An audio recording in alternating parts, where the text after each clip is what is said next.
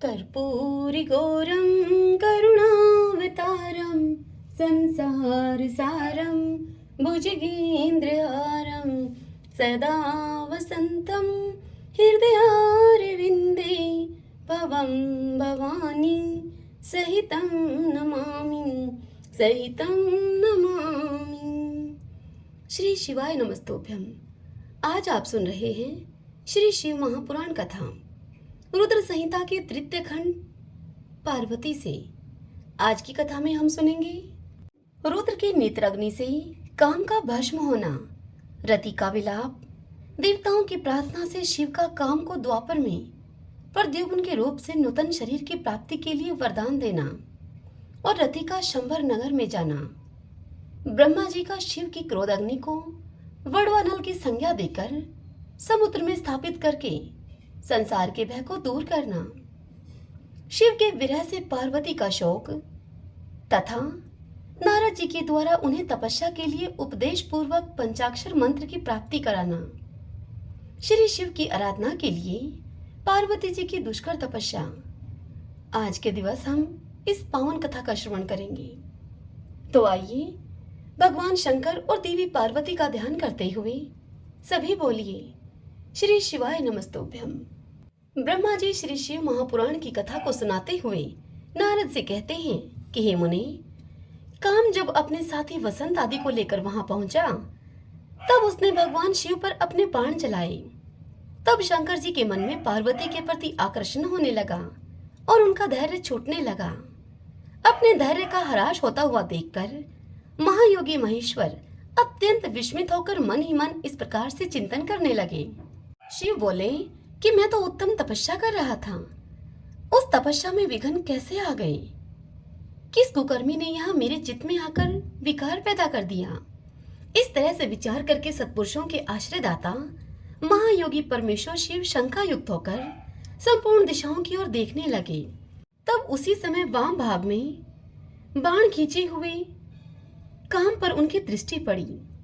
वह मूढ़चित मदन अपनी शक्ति के घमंड में आकर पुनः अपना बाण छोड़ना चाहता था। हे नारद, इस अवस्था में काम पर दृष्टि पड़ते ही परमात्मा गिरीश को तत्काल रोष चढ़ाया। हे मुनि, उधर आकाश में बाण के सहित धनुष लिए खड़े हुए काम ने भगवान शंकर पर अपना अमोघ अस्त्र छोड़ दिया, जिसका निवारण करना बहुत ही कठिन था। परंतु परमात्मा शिव पर वह अमोघ अस्त्र भी व्यर्थ हो गया, यानी कि मोघ हो गया। कुपित हुए परमेश्वर के पास जाते ही वह अस्त्र शांत हो गया। भगवान शिव पर अपने अस्त्र के व्यर्थ हो जाने पर काम को बड़ा ही भय हुआ। भगवान मृत्युंजय को सामने देखकर वह काम अब कांपने लगा और इंद्र आदि समस्त देवताओं का स्मरण करने लगा। हे मुनि श्रेष्ठ नारद, अपना प्रयास निष्फल हो जाने के कारण अब काम भय से व्याकुल हो उठा। हे मुनीश्वर, कामदेव के स्मरण करने पर वे इंद्र आदि सब देवता वहां पर आ पहुंचे और शंभु को प्रणाम करके उन सदाशिव की स्तुति करने लगे। वे देवता अभी स्तुति कर ही रहे थे कि एकाएक कुपित हुए भगवान हर के ललाट के मध्य भाग में स्थित तृतीय नेत्र से बड़ी भारी आग तत्काल प्रकट होकर निकली। उसकी ज्वालाएं ऊपर की ओर उठ रही थी। वह आग धू धू करके जलने लगी। उसके प्रभाव प्रलय अग्नि के समान जान पड़ती थी। वह आग तुरंत ही आकाश में उछली और पृथ्वी पर गिर पड़ी। फिर अपने चारों ओर चक्कर काटती हुई धराशायिनी हो गई वह आग। हे साधो, भगवान क्षमा कीजिए, क्षमा कीजिए। यह बात जब तक देवताओं के मुख से निकले उससे पहले ही उस आग ने कामदेव को जलाकर भस्म कर दिया। उस वीर कामदेव के मारे जाने पर देवताओं को बड़ा ही दुख हुआ। वे व्याकुल होकर हाय हाय, ये क्या हुआ, ऐसा कह कहकर जोर जोर से चित्कार करते हुए रोने बिलखने लगे। उस समय विकृत चित हुई पार्वती का सारा शरीर सफेद पड़ गया। काटो तो खून नहीं। वे सखियों को साथ में लेकर अपने भवन को चली गई। कामदेव के जल जाने पर रति वहां एक क्षण तक अचेत पड़ी रही। पति की मृत्यु के दुख से वह इस तरह से पड़ी थी मानो कि वह मर गई हो। थोड़ी ही देर में जब उसे होश आया तब अत्यंत व्याकुल होकर रति उस समय तरह तरह की बातें कहकर विलाप करने लगी। रोती हुई रति कहने लगी कि हाय, मैं क्या करूं, कहाँ जाऊं? देवताओं ने यह क्या किया? मेरे उद्दंड स्वामी को बुलाकर नष्ट करा दिया। हाय हाय हाय! हे नाथ, हे समर स्वामिन, हे प्राण प्रिय, हाँ मुझे सुख देने वाले हे प्रियतम, हे प्राणनाथ, यह क्या का क्या हो गया? ब्रह्मा जी इस कथा को सुनाते हुए नारद से कहते हैं कि हे नारद, इस प्रकार रोती बिलखती और अनेक प्रकार की बातें कहती हुई रति हाथ पैरों को पटकने और अपने सिर के बालों को अब नोचने लगी। उस समय उसके विलाप को सुनकर वहां रहने वाले सभी वनवासी जीव तथा वृक्ष आदि स्थावर प्राणी भी बहुत ही दुखी हो गए। इसी बीच में इंद्र आदि संपूर्ण देवता महादेव जी का स्मरण करते हुए रति को आश्वासन देकर इस प्रकार से उसे बोले। देवताओं ने रति से कहा कि तुम काम के शरीर का थोड़ा सा भस्म लेकर उसे यत्न पूर्वक रखो और इस भय को छोड़ दो। हे रति, हम सभी के स्वामी महादेव जी कामदेव को फिर से जीवित कर देंगे और तुम फिर अपने प्रीतम को प्राप्त कर लोगी। कोई किसी को न तो सुख देने वाला है और न ही कोई दुख ही देने वाला है। सब लोग अपनी अपनी करने का फल भोगते हैं। हे रति, तुम देवताओं को दोष देकर व्यर्थ ही शोक करती हो। इस प्रकार रति को आश्वासन देकर सभी देवता भगवान शिव के पास आए और उन्हें भक्तिभाव से प्रसन्न करके उनसे यूं बोले। देवताओं ने भगवान शिव से कहा कि भगवान, हे शरणागत वत्सल महेश्वर, आप कृपा करके हमारे इस शुभ वचन को सुनिए। हे शंकर, आप कामदेव की करतूत पर भलीभांति प्रसन्नता पूर्वक विचार कीजिए। हे महेश्वर, काम ने जो यह कार्य किया है इसमें इसका कोई स्वार्थ नहीं था। दुष्ट तारकासुर से पीड़ित हुए हम सब देवताओं ने मिलकर उससे यह काम करवाया है। हे नाथ, हे शंकर, इसे आप अन्यथा न समझें। सब कुछ देने वाले हे देव गिरीश, सती साध्वी रति अकेले अति दुखी होकर विलाप कर रही है। आप उसे सांत्वना प्रदान करें। हे शंकर, यदि इस क्रोध के द्वारा आपने कामदेव को मार डाला तो हम यही समझेंगे कि आप देवताओं के सहित समस्त प्राणियों का अभी संहार कर डालना चाहते हैं। रति का दुख देखकर देवता नष्ट प्राय हो रहे हैं, इसीलिए आपको रति का शोक दूर कर देना चाहिए। ब्रह्मा जी इस कथा को सुनाते हुए नारद से कहते हैं कि हे नारद, संपूर्ण देवताओं का यह वचन सुनकर भगवान शिव प्रसन्न हो गए और उन देवताओं से वह यह बोले। शिव ने देवताओं से कहा कि हे देवताओं और ऋषियों, तुम सब आदर पूर्वक मेरी बात को सुनो। मेरे क्रोध से जो कुछ हो गया है वह तो अन्यथा नहीं हो सकता। फिर भी रति का शक्तिशाली पति कामदेव तभी तक अनग रहेगा, अनग यानी कि शरीर के रहित, जब तक रुक्मिणी पति श्री कृष्ण का धरती पर अवतार नहीं हो जाता। जब श्री कृष्ण द्वारका में रहकर पुत्रों को उत्पन्न करेंगे तब वे रुक्मिणी के गर्भ से काम को भी जन्म देंगे। उस काम का ही नाम उस समय प्रद्युम्न होगा, इसमें संशय नहीं है। उस पुत्र के जन्म लेते ही शंबरासुर उसे हर लेगा। हरण के पश्चात दानव शिरोमणि शंबरा उस शिशु को समुद्र में डाल देगा। फिर वह मूढ़ उसे मरा हुआ समझकर अपने नगर को लौट जाएगा। हे रते, उस समय तक तुम्हें शंबरासुर के नगर में सुख पूर्वक निवास करना चाहिए। उसी स्थान पर तुम्हें अपने पति प्रद्युम्न की प्राप्ति होगी। वहां तुमसे मिलकर काम युद्ध में शंबरासुर का वध करेगा और सुखी होगा। हे देवताओं, प्रद्युम्न नामधारी काम अपनी कामिनी रति को तथा शंबरासुर के धन को लेकर उसके साथ पुनः नगर में जाएगा। मेरा यह कथन सर्वथा सत्य होगा। आगे ब्रह्मा जी इस कथा को सुनाते हुए नारद से कहते हैं कि हे पुत्र नारद, भगवान शिव की यह बात सुनकर देवताओं के चित्त में कुछ उल्लास हुआ और वे उन्हें प्रणाम करके दोनों हाथ जोड़कर विनीत भाव से कुछ यूं बोले। देवताओं ने कहा कि हे देव, हे देवदेव, हे महादेव, हे करुणा सागर प्रभु, आप कामदेव को शीघ्र ही जीवन दान दें और रति के प्राणों की रक्षा करें। देवताओं की इस बात को सुनकर सबके स्वामी करुणा सागर परमेश्वर शिव पुनः प्रसन्न होकर उनसे बोले कि देवताओं, मैं बहुत प्रसन्न हूँ। मैं काम को सबके हृदय में जीवित कर दूंगा। वह सदा मेरा गण होकर विहार करेगा। अब अपने स्थान को जाओ तुम। मैं तुम्हारे दुख का सर्वथा नाश करूंगा। ऐसा कहकर रुद्रदेव उस समय स्तुति करने वाले देवताओं के देखते ही देखते अंतर्ध्यान हो गए। देवताओं का विस्मय दूर हो गया और वे सब के सब प्रसन्न हो गए। हे मुने नारद, तदंतर रुद्र की बात को सुनकर उस बात पर भरोसा करके स्थिर रहने वाले देवता रति को उनका कथन सुनाकर आश्वासन देकर अपने अपने स्थान को चले गए। हे मुनीश्वर नारद, कामदेव की पत्नी रति शिव के बताए हुए शंबर नगर को चली गई तथा रुद्रदेव ने जो समय उसके पति के शरीर पाने का उसको बताया था, उस समय की अब वह रति प्रतीक्षा करने लगी। इससे आगे ब्रह्मा जी नारद जी को श्री शिव महापुराण की कथा को सुनाते हुए कहते हैं कि हे पुत्र नारद, जब भगवान रुद्र के तीसरे नेत्र से प्रकट हुई अग्नि ने कामदेव को शीघ्र ही जलाकर भस्म कर दिया, तब वह बिना किसी प्रयोजन के ही प्रज्वलित होकर सब ओर वह अग्नि फैलने लगी। इससे चराचर प्राणियों के सहित तीनों लोकों में महान हाहाकार मच गया। हे तात, संपूर्ण देवता और ऋषि तुरंत ही मेरी शरण में आए। उन सब ने अत्यंत व्याकुल होकर मस्तक झुकाकर दोनों हाथ जोड़कर मुझे प्रणाम किया और मेरी स्तुति करके वह दुख निवेदन किया।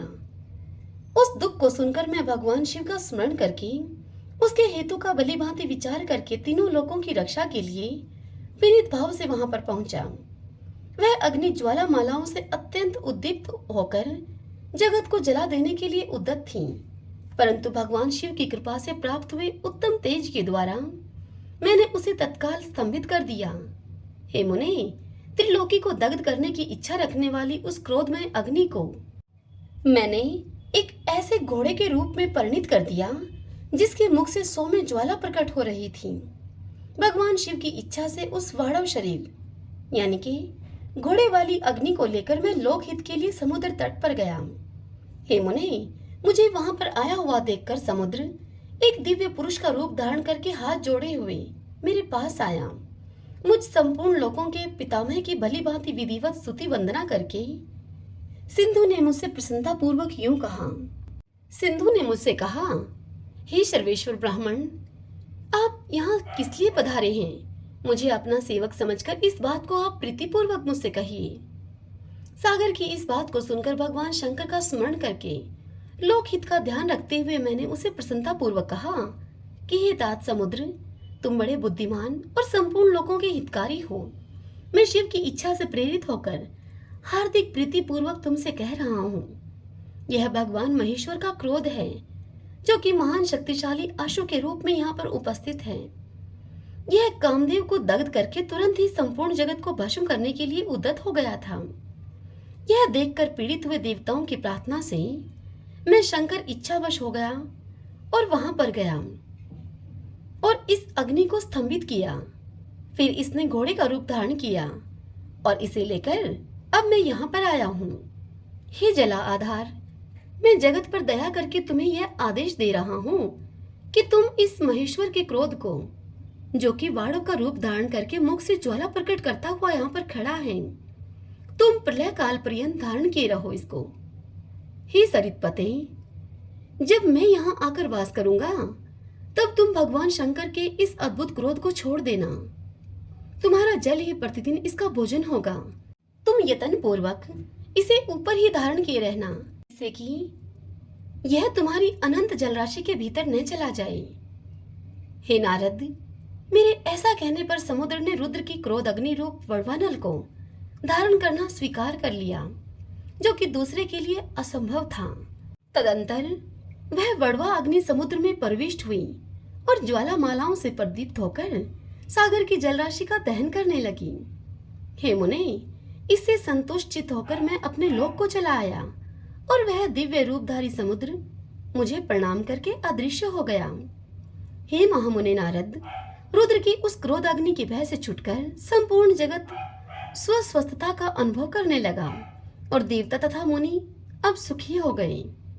ब्रह्मा जी की कही हुई इतनी बात को सुनकर नारद जी उनसे बोले कि हे दयानिधि, मदन दहन के पश्चात गिरिराज नंदिनी पार्वती देवी ने क्या किया? वे अपनी दोनों सखियों के साथ कहाँ गई? अब आप यह सब बताइए। तब ब्रह्मा जी ने कहा कि भगवान शंकर के नेत्र से उत्पन्न हुई आग ने जब कामदेव को दग्ध किया, तब वहां महान अद्भुत शब्द प्रकट हुआ, जिससे कि सारा आकाश गूंज उठा। उस महान शब्द के साथ ही कामदेव को दग्ध हुआ देखकर भयभीत और व्याकुल हुई पार्वती दोनों सखियों के साथ अपने घर को चली गई। उस शब्द से परिवार के सहित हिमवान भी बड़े ही विस्मय में पड़ गई और वहां गई हुई अपनी पुत्री का स्मरण करके उन्हें बड़ा ही कलेश हुआ। इतने में ही पार्वती दूर से उनको आती हुई दिखाई दी। वे शंभू के विरह से रो रही थी। अपनी पुत्री को अत्यंत विवल हुई देखकर शैलराज हिमवान को बड़ा ही शोक हुआ और वे शीघ्र ही उसके पास जा पहुंचे। वे फिर हाथ से उसकी दोनों आंखें पोंछकर बोले कि हे शिवे, तुम डरो मत, तुम रो मत। ऐसा कहकर अचलेश्वर हिमवान ने अत्यंत विवल हुई पार्वती को शीघ्र ही अपनी गोद में उठा लिया और उसे सांत्वना देते हुए वे अपने घर ले आए। कामदेव का दाह करके महादेव जी अदृश्य हो गए थे, अतः उनके विरह से पार्वती अत्यंत व्याकुल हो उठी थी। उन्हें कहीं भी सुख या शांति नहीं मिलती थी। पिता के घर जाकर जब वे अपनी माता से मिली, उस समय पार्वती शिवा ने अपना नया जन्म हुआ माना। वे अपने रूप की निंदा करने लगी और बोली कि हाय, मैं मारी गई। सखियों के समझाने पर भी वे गिरिराज कुमारी कुछ समझ नहीं पाती थीं।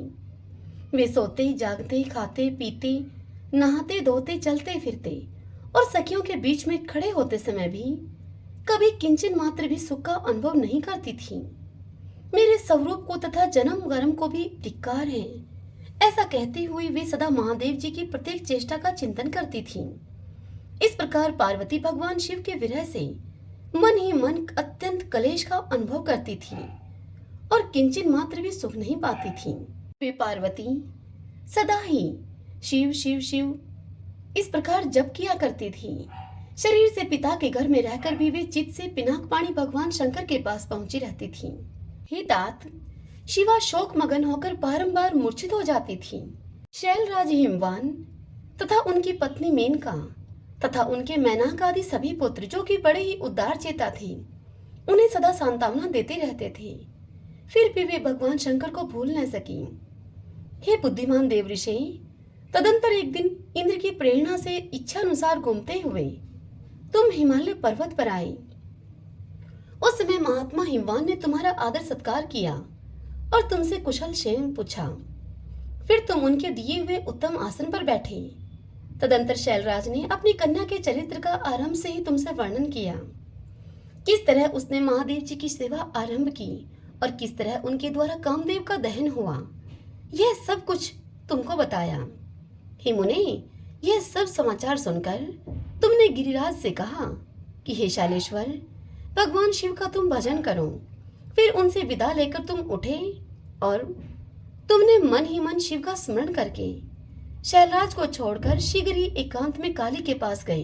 हे मुनि नारद, तुम लोक उपकारी, ज्ञानी तथा शिव के प्रिय भक्त हो। समस्त ज्ञानवानों की शिरोमणि हो तुम।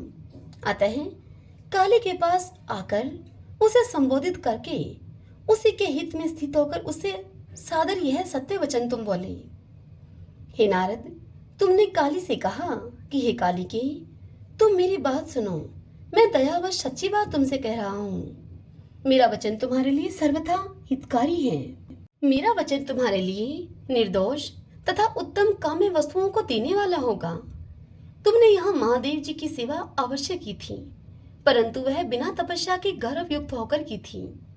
दिनों पर अनुग्रह करने वाले शिव ने तुम्हारे उसी गर्व को नष्ट किया है। हे शिवे, तुम्हारे स्वामी महेश्वर विरक्त और महायोगी हैं। उन्होंने केवल कामदेव को जलाकर जो तुम्हें सुकुशल छोड़ दिया है, उसमें यही कारण है कि वे भगवान भक्तवत्सल हैं। अतः तुम उत्तम तपस्या में संलग्न होकर चिरकाल तक महेश्वर की आराधना करो।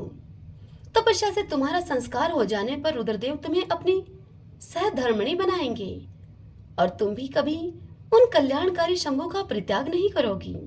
हे देवी, तुम हठ पूर्वक शिव को अपनाने का यत्न करो। शिव के सिवा दूसरे किसी को अपना पति स्वीकार न करना। आगे ब्रह्मा जी मुनि नारद से कहते हैं कि हे मुने, तुम्हारी यह बात सुनकर गिरिराज कुमारी काली कुछ उलसित होकर तुमसे हाथ जोड़कर प्रसन्नता पूर्वक बोली। काली ने कहा, हे प्रभु, आप सर्वज्ञ तथा जगत का उपकार करने वाले हैं। हे मुने, मुझे रुद्रदेव की आराधना के लिए कोई मंत्र दीजिए आप।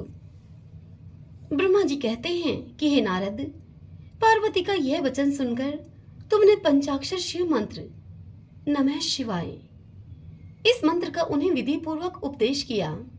साथ ही उस मंत्रराज में श्रद्धा उत्पन्न करने के लिए तुमने उसका सबसे अधिक प्रभाव बताया और तुमने पार्वती से कहा कि देवी, इस मंत्र का परम अद्भुत प्रभाव तुम सुनो। इसके श्रवण से भगवान शंकर प्रसन्न हो जाते हैं। यह मंत्र सब मंत्रों का राजा और मनोवांछित फल को देने वाला है। भगवान शंकर को बहुत ही प्रिय है तथा साधकों को भोग और मोक्ष देने में समर्थ है। हे सौभाग्यशालिनी, इस मंत्र का विधि पूर्वक जप करने से तुम्हारे द्वारा आराधित हुए भगवान शिव अवश्य और शीघ्र ही तुम्हारी आंखों के सामने प्रकट हो जाएंगे। हे शिवे, सोच संतोष आदि नियमों में तत्पर रहकर भगवान शिव के स्वरूप का चिंतन करती हुई तुम पंचाक्षर मंत्र का जप करो। इससे आराध्य देव शिव शीघ्र ही संतुष्ट होंगे। हे साध्वी, इस तरह से तपस्या करो। तपस्या से महेश्वर वश में हो सकते हैं। तपस्या से ही सबको मनोवांछित फल की प्राप्ति होती है, अन्यथा नहीं। ब्रह्मा जी आगे कहते हैं कि हे नारद, तुम भगवान शिव के प्रिय भक्त और इच्छा अनुसार विचरण करने वाले हो। तुमने काली से उपयुक्त बात कहकर देवताओं के हित में तत्पर होकर स्वर्गलोक को प्रस्थान किया। तुम्हारी बात को सुनकर उस समय पार्वती बहुत ही प्रसन्न हुई। उन्हें परम उत्तम पंचाक्षर मंत्र प्राप्त हो गया था। तुम्हारे चले जाने पर प्रफुल्लित हुई पार्वती ने महादेव जी को तपस्या से ही साध्य माना और अपने मन में तपस्या करने का निश्चय किया। तब उन्होंने अपनी सखी जया और विजया के द्वारा पिता हिमाचल और माता मैना से आज्ञा मांगी। पिता ने तो स्वीकार कर लिया, परंतु माता मैना ने स्नेहवश अनेक प्रकार से अपनी पुत्री को समझाया और घर से दूर वन में जाकर तप करने से उसको रोका। मैना ने तपस्या के लिए वन में जाने से रोकते हुए उमा, बाहर न जाओ, ऐसा कहा। इसीलिए उस समय शिवा का नाम उमा हो गया।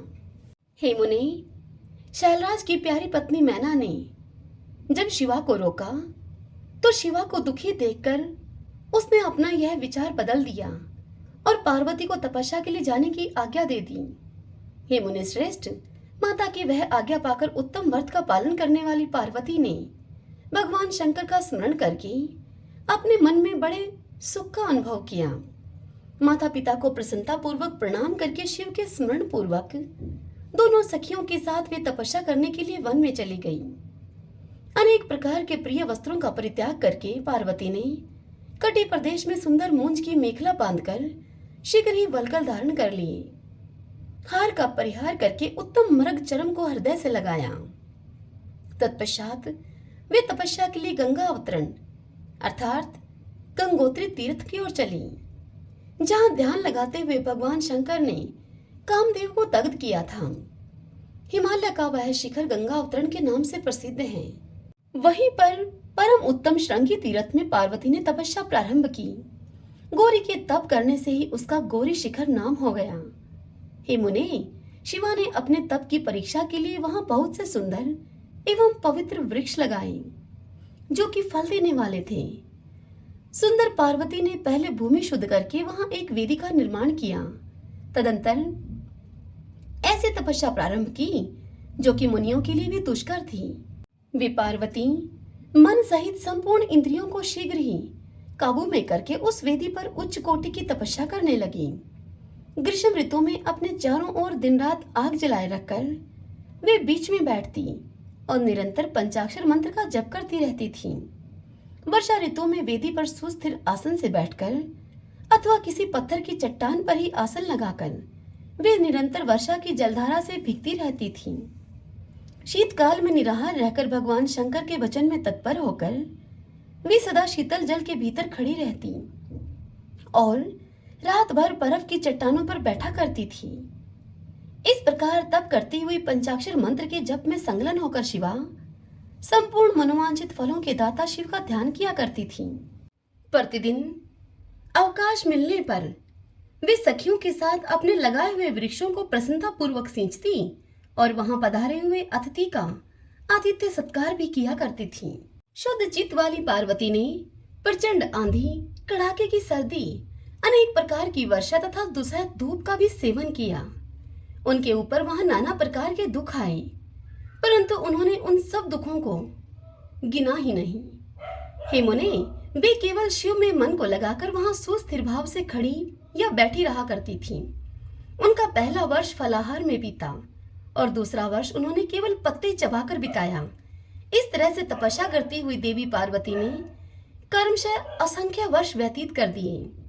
तदंतर हिमवान की पुत्री शिवा देवी पत्ते खाना भी छोड़कर सर्वथा निराहार रहने लगी। अब तो भी तपश्चर्या में उनका अनुराग बढ़ता ही चला गया। हिमाचल पुत्री शिवा ने भोजन के लिए पर्ण का भी परित्याग कर दिया, इसलिए देवताओं ने उनका नाम अपर्णा रख दिया। इसके बाद पार्वती भगवान शिव के स्मरण पूर्वक एक पैर से खड़ी होकर पंचाक्षर मंत्र का जप करती हुई बड़ी भारी तपस्या करने लगी। उनके अंग चीर और वल्कल से ढके थे। वे मस्तक पर जटाओं का समूह धारण किए रहती थी। इस प्रकार शिव के चिंतन में लगी हुई पार्वती ने अपनी तपस्या के द्वारा मुनियों को जीत लिया। उस तपोवन में महेश्वर के चिंतन पूर्वक तपस्या करती हुई काली के 3000 वर्ष बीत गए। तदंतर जहां महादेव जी ने 60,000 वर्षों तक तप किया था, उस स्थान पर क्षण भर ठहरकर शिवा देवी इस प्रकार चिंता करने लगी। वह सोचने लगी कि क्या महादेव जी इस समय यह नहीं जानते कि मैं उनके लिए नियमों के पालन में तत्पर होकर तपस्या कर रही हूं। फिर क्या कारण है कि इस सुदीर्घ काल में तपस्या में लगी हुई मुझ सेविका के पास भी नहीं आए अब तक। लोक में, वेद में और मुनियों के द्वारा सदा गिरीश की महिमा का गान किया जाता है। सब यही कहते हैं कि भगवान शंकर सर्वज्ञ, सर्वात्मा, सर्वदर्शी, समस्त ऐश्वर्यों के दाता, दिव्य शक्ति संपन्न, सबके मनोभावों को समझ लेने वाले, भक्तों को उनकी अभिष्ट वस्तु देने वाले और सदा समस्त कलेशों का निवारण करने वाले हैं। यदि मैं समस्त कामनाओं का परित्याग करके भगवान वृषध्वज में अनुरक्त हुई हूँ, तो वे कल्याणकारी भगवान शिव यहाँ मुझ पर प्रसन्न हों। यदि मैंने नारद जी के बताए हुए मंत्र शिव पंचाक्षर मंत्र का सदा यहाँ उत्तम भक्ति भाव से विधि पूर्वक जप किया हो, तो भगवान शंकर मुझ पर प्रसन्न हों। यदि मैं सर्वेश्वर शिव की भक्ति से युक्त एवं निराकार हूँ, तो भगवान शिव मुझ पर अत्यंत प्रसन्न हों। इस तरह नित्य चिंतन करती हुई जटावल्कल धारिणी निर्विकारा पार्वती मुंह नीचे किए हुए सुदीर्घ काल तक तपस्या में लगी रही। उन्होंने ऐसी तपस्या की जो कि मुनियों के लिए भी दुष्कर थी। वहां उस तपस्या का स्मरण करके पुरुषों को बड़ा ही विस्मय हुआ। हे महर्षि, पार्वती की तपस्या का जो दूसरा प्रभाव पड़ा था, उसे भी इस समय तुम सुनो। जगदम्बा पार्वती का वह महान तप परम आश्चर्यजनक था, जो कि स्वभावतः एक दूसरे के विरोधी थे। ऐसे प्राणी भी उस आश्रम के पास जाकर उनकी तपस्या के प्रभाव से विरोध रहित हो जाते थे। सिंह और गौ आदि सदा राग आदि दोषों से संयुक्त रहने वाले पशु भी पार्वती के तप की महिमा से वहां परस्पर बाधा नहीं पहुंचाते थे। हे मुनिश्रेष्ठ, इनके अतिरिक्त जो स्वभावतः एक दूसरे के वैरी हैं, वे चूहे, बिल्ली आदि दूसरे दूसरे जीव भी उस आश्रम पर कभी रोष आदि विकारों से युक्त नहीं होते थे। वहां के सभी वृक्षों में सदा फल लगे रहते थे। भांति भांति के तृण और विचित्र पुष्प उस वन की शोभा को बढ़ाते थे। हे पुत्र नारद, वहां का सारा वन प्रांत कैलाश के समान हो गया था। पार्वती के तप की सिद्धि का साकार रूप बन गया था। हरिओम तत्सत। श्री शिवाय नमस्तुभ्यम। भगतजनों, आज की यह कथा यहीं पर पूर्ण हुई। इसके आगे कल की कथा में हम सुनेंगे पार्वती की तपस्या विषयक दृढ़ता, उनका पहले से भी उग्र तप करना, उससे त्रिलोकी का संतप्त होना तथा समस्त देवताओं के साथ ब्रह्मा तथा विष्णु का भगवान शिव के स्थान पर जाना। कल हम इस प्रसंग को सुनेंगे। आज की यह कथा आपको कैसी लगी? कमेंट बॉक्स में हर हर महादेव लिखकर आप जरूर बताइएगा। और यदि पसंद आई हो तो अपने अपनों के साथ भी इसे शेयर कीजिएगा। श्री शिवाय नमस्तुभ्यम।